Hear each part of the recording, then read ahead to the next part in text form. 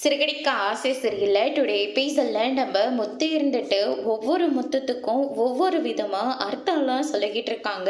மீனா இதை கேட்டோன்னே பயங்கரமாக ஷாக் ஆகுறாங்க. முத்தத்துக்கு இவ்வளோ அர்த்தம் இருக்கா அப்படின்னு சொல்லிட்டு பயங்கரமாக ஷாக் ஆகுறாங்க. அதுக்கு அடுத்ததான் முத்து இருந்துட்டு அதெல்லாம் விடு, இப்போ உனக்கு எந்த முத்தம் வேணும் அப்படின்னு சொல்லிட்டு மீனா கிட்ட ரொம்பவே ரொமான்டிக் மோட்ல போகிறாரு. அதுக்கு அடுத்ததாக ஸ்ருதி இருந்துட்டு அவங்கள பார்த்து கிளாப் பண்ணிக்கிட்டு இருக்காங்க. யாரா இது அப்படின்னு சொல்லிட்டு திரும்பி பார்த்தா நம்ம ரவியும் ஸ்ருதியும் நீங்கள் எப்படா வந்தீங்க அப்படின்னு சொல்லிட்டு கேட்கவும், முத்தத்தை பற்றி கிளாஸ் ஆரம்பிச்சிங்கல்ல, நான் அப்போவே வந்துட்டேன் அப்படின்னு சொல்லிட்டு ரவியும் ஸ்ருதியும் வந்து சொல்லிக்கிட்டு இருக்காங்க. அதுக்கு அடுத்துதான் வந்து பார்த்தீங்கன்னா நீங்கள் ஆரம்பிங்க. இல்லை, இந்த முத்தத்தை நான் ஒன்றும் ஆரம்பிக்கல, காரில் ஒருத்தர் சவாரிக்காக வந்தாங்க, ரொம்பவே வயசானவங்க தான், அவங்க தான் இவ்வளோ அர்த்தம் இருக்குன்னு எனக்கே சொல்லி கொடுத்தாங்க அப்படின்னு சொல்லிட்டு முத்து வந்து சொல்லிக்கிட்டு இருக்காங்க. இப்பெல்லாம் வயசானவங்க தான் அவங்களுடைய லவ்வை வந்து மறக்காம இவ்வளோ அர்த்தத்தை வெரைட்டியாக சொல்லிக்கிட்டு இருக்காங்க அப்படின்ற மாதிரி ஸ்ருதி வந்து சொல்லிக்கிட்டு இருக்காங்க. ஆனால் எங்களுக்கும் தான் இருக்காங்களே அப்படின்ற மாதிரி சொன்ன உடனே, ஏன் நான் ஒன்றும் உங்ககிட்ட ரொமான்ஸ் பண்ணுறதே இல்லையா அப்படின்னு சொல்லிட்டு கேட்கவும், அதுக்கு அடுத்ததாக ஸ்ருதி இருந்துட்டு நீ பண்ணிட்டாலையும் அப்படின்ற மாதிரி வந்து சொல்லிடுறாங்க. இப்போ நான் கற்றுக் கொடுக்குறேன்வா அப்படின்னு சொல்லிட்டு ரவி இருந்துட்டு ஸ்ருதியை கூட்டிகிட்டு போகிறாங்க. அதுக்கடுத்து தான் மீனா இருந்துட்டு இதுக்காக தான் நான் சொன்னேன், யாராச்சும் பார்ப்பாங்கன்னு சொல்லிட்டு, ஆனால் நீங்கள் எங்கே என் பேச்சை கேட்டீங்க அப்படின்ற மாதிரி சொல்லிடுறாங்க.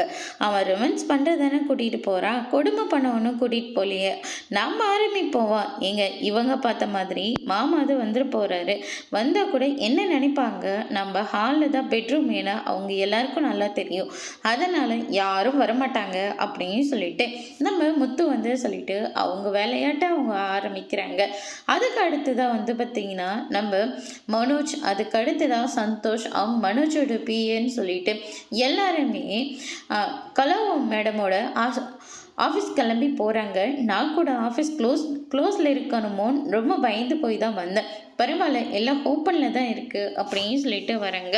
ஃபஸ்ட்டு செக்லேயே 10 லட்ச ரூபாய் தந்தாங்க, இப்போ மொத்தத்தையும் செக்கு போட்டு தந்துட தான் போகிறாங்க அப்படின்னு சொல்லிட்டு அது வந்தோடனே எல்லாருக்கும் சேல்ரி ஓகே, அதே மாதிரி என்னென்ன கடன் இருக்கோ அது எல்லாத்தையும் அடைச்சி தள்ளிடணும் அப்படின்னு சொல்லிட்டு மனோஜ் வந்து ரொம்பவே பேசிட்டு போகிறாங்க.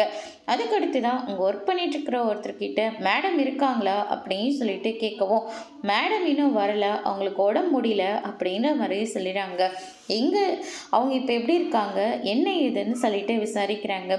சரி, எங்கே இருக்கா, எந்த ஹாஸ்பிட்டல்னு சொல்லுங்கள், நாங்கள் போய் பேசிட்டு வரோம், நீங்கள் மட்டும்தான் பேசணும், மேடம் அதை பேச முடியாது அப்படின்ற மாதிரி சொல்லிடுறாங்க.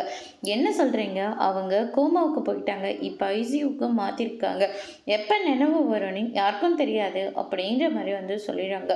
இதை கேட்டோன்னே ரோகிணி அதுக்கடுத்து தான் மனோஜ்னு சொல்லிட்டு எல்லாருமே ஷாக் ஆகுறாங்க. அப்படின்னா கம்பெனி வந்து லாஸில் தான் போக போதா அப்படின்னு சொல்லிட்டு ரொம்பவே அதிர்ச்சியில் இருக்காங்க. அதுக்கு அடுத்ததான் சரி, இப்போ இதெல்லாம் யார் பார்த்துக்கிறாங்க அப்படின்னு சொல்லிட்டு கேட்கவும், மேனேஜர் தான் பார்த்துக்கிறாரு அப்படின்ற மாதிரி சொல்லிடுறாங்க. ஏற்கனவே அந்த மேனேஜர்கிட்ட நீ வாய் வார்த்து விட்டுட்டு இப்போ அந்த ஆள் எல்லாத்தையும் கேன்சல் பண்ணலாம் அப்படின்ற மாதிரி வந்து சொல்லிடுறாங்க. அது எப்படி கேன்சல் பண்ண முடியும், எங்களுக்கு அக்ரிமெண்ட் போட்டு கொடுத்துருக்காங்க அப்படின்னு சொல்லிட்டு மனோஜும் ரோகிணி இருந்துட்டு மேனேஜரை பார்க்கறதுக்காக போகிறாங்க. உங்களை நாங்கள் எங்கேயோ பார்த்துருக்கோமே அப்படின்னு சொல்லிட்டு கேட்கவும், நாங்கள் விஜயா ஹோமா பிளஸ்லேருந்து வரோங்க அப்படின்ற மாதிரி சொல்லிடுறாங்க. போன தாட்டி வந்தபோது எங்கிட்டலாம் எதுக்கு பேசணும், மேடம் கிட்ட ஸ்ட்ரைட்டாக பேசணும்னு சொன்னாலும் தானே நீங்கள், இப்போ மேடம் வந்து ஹாஸ்பிட்டலில் இருக்காங்க, போய் ஸ்ட்ரைட்டாக பேசிக்கோங்க அப்படின்ற மாதிரி வந்து கிண்டல் பண்ணிகிட்டு இருக்காங்க. இங்கே பாருங்கள், எங்களுக்கு 10 லட்ச ரூபாய் செக் கொடுத்தாங்க, இப்போ மொத்த பணத்தையும் செட்டில் பண்ணணும் அப்படின்ற மாதிரி சொல்லிடுறாங்க. அந்த ஆர்டரெல்லாம் நாங்கள் கேன்சல் பண்ணியாச்சு, நீங்கள் வேறு எங்கேனா ட்ரை பண்ணிக்கோங்க, அதே மாதிரி உங்களுக்கு இந்த ஆர்டர் கிடைக்காது, 10 லட்ச ரூபாய்க்கான பொருளை கொடுத்துட்டு மற்ற எல்லாத்தையும் நாங்கள் கேன்சல் பண்ண போகிறோம் அப்படின்ற மாதிரி வந்து சொல்லிடுறாங்க. அது எப்படி உங்களால் முடியும், நான் தான் இங்கே எல்லாமே அதனால் உங்களால் எதுவுமே பண்ண முடியாது. எங்கேனாலும் போய் கம்ப்ளைண்ட் கூட கொடுத்துக்கோங்க. ஆனால் ஜெயிக்க போகிறது நானாக தான் இருப்பேன். எல்லாத்தையும் படித்து முடிச்சுட்டு கரைச்சி குடிச்சிட்டு தான் இந்த இடத்துக்கே நான் வந்திருக்கேன். இப்போ மொத்த சைனும் என்கிட்ட தான் இருக்குது. அதனால் உங்களால் எதுவுமே பண்ண முடியாது. இந்த ஆர்டர் உங்களுக்கு கேன்சல் ஆகிடுச்சு அப்படின்ற மாதிரி சொல்லிடுறாங்க. இதை கேட்டோன்னு ரவி நம்ம மனோஜும் ரோகிணியெல்லாம் பயங்கரமாக ஷாக் ஆகுறாங்க. அப்படின்னா எனக்கு சேல்ரி அப்படின்னு சொல்லிட்டு கேட்கவும், இருமா சாரிக்கே ஒன்றும் காண மாட்டேங்குது, இதில் உனக்கு சேல்ரி வேறையா அப்படி இதில் வேற அவர் 35 லட்சத்துக்கு கடனாளியாக இருக்காரு அப்படின்ற மாதிரி சந்தோஷம் சொல்லிடுறாங்க. இதை கேட்டோன்னு ரோகிணி பயங்கரமாக ஷாக் ஆகுறாங்க. அதுக்கு அடுத்து தான் இந்த பக்கம் பார்த்திங்கன்னா நம்ம விஜயா இருந்துட்டு யார் நீங்கள் யார் வேணும்னு சொல்லிட்டு கேட்குறாங்க. இது மனோஜோட வீடு தானே, அவர் இருக்காரா? இருக்கா, அவன் என்னோட பிள்ளை தான் அப்படின்ற மாதிரி சொல்லிடுறாங்க. சார் பாஸ், இது மனோஜோட வீடு தான், நீங்கள் இங்கே வரலாம் அப்படின்ற மாதிரி சொல்லிடுறாங்க. அண்ணாமலை இருந்துட்டு யார் விஜய் இது யாருன்னு கேட்டால் அந்த ஆள் ஃபோன் பேசிக்கிட்டே இருக்காங்க, யார் என்னன்னே சொல்ல மாட்டேங்கிறாங்க அப்படின்ற மாதிரி சொல்லிடுறாங்க. அதுக்கு அடுத்ததான் முத்து, மீனா, ரவி, ஸ்ருதின்னு சொல்லிட்டு எல்லாருமே வராங்க.